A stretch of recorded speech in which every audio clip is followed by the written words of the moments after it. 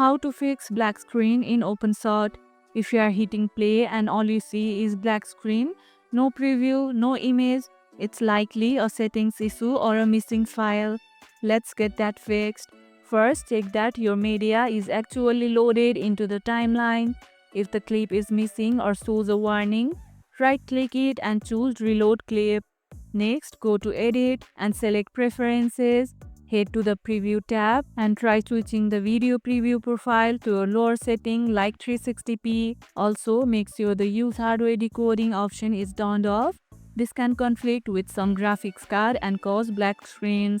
Another common cause is incompatible video formats. Openshot works best with standard formats like MP4 or MOV. If your video is in a rare codec, try converting it using a free tool like Handbrake, then re-import it. Ever had your preview go black right before exporting?